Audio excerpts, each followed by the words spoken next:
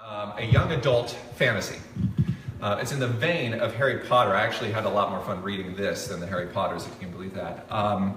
This one takes a more science fiction approach to the magical things happening. It also lands us in suburban USA, where nothing is nearly what it seems. And I'll leave some of those surprises up to you. The fantasy narrator's challenge here, in my view, is stylized characterizations that are very distinct. Got a bit of an issue I need your help with, kiddo, Grandpa told him. They were sharing some root beer on the porch while clouds scudded by overhead and the late morning breeze was almost chilly. Michael had expected a lot of talk about the divorce and his mom moving out, but Grandpa was avoiding it altogether. Instead, there was the crisp, icy sweetness of IBC and the steady creak of Grandpa rocking back and forth. The grass was getting a bit long. Michael would have to come over and cut it pretty soon. What's going on? You want me to mow the lawn? He liked mowing the lawn, actually. Afterwards, there was always a slice of cold watermelon and another root beer, and he could turn his brain completely off. Grandpa laughed. Sure, bud. Tomorrow after your paper's done. This is something else, though. After that whole business with Mr. Lansing. You told me he warned you. Michael nodded.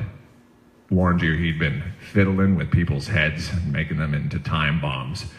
I'm sure you remembered it well enough. Well, I talked with that darn fool who likes to call himself Zeus and the rest of the regents, and they decided we couldn't just sit on our hands and wait for the whole town to go off.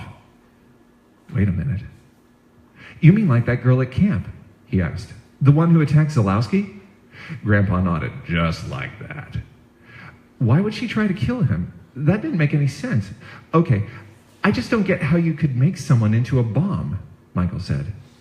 He never would have said it out loud if he'd known Terrence Jackson was going to walk right up to Grandpa's house at that moment. But Jackson appeared, looking every inch the villain, as he always had.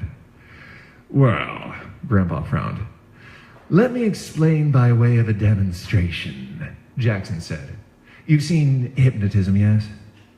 How had he snuck up so quietly? Michael wondered, not for the first time, if Jackson had already done some sort of mind stuff on him and made him deaf at certain times. Sure. There's a phenomenon called hypnotic suggestion, where you have the ability to implant reactions or orders straight to the unconscious mind. It's sort of like modifying the operating system of a computer directly. As a science, it still has a long way to go, but as an active ability, it's a bit different. For instance, I will make your grandfather act like a chicken. Heck you will, Grandpa declared. You may or may not know about all the variance waveform emitters I've got placed all over my house, Jackson. So let me just say that your powers aren't going to work here, so don't... Jackson just said, quintessence applesauce radiation. Grandpa immediately stood up, crooked his arms into wings, and started clucking like a chicken. His neck shot out every time he took a step, and it was actually quite well done. Stop it! You see how it works, Jackson said mildly, as if there was no grown man here, strutting around, scratching the boards of the porch with his feet or darting his head in and out, quick, jagged movements. I could have implanted a suggestion a week ago, a month ago. In this case, the second time I met your grandfather, almost 10 years ago. It's possible to use a keyword that's common, a phrase, a smell, a specific color, some sort of event that the subject will witness. Okay, I got it, Michael snapped. Make him stop.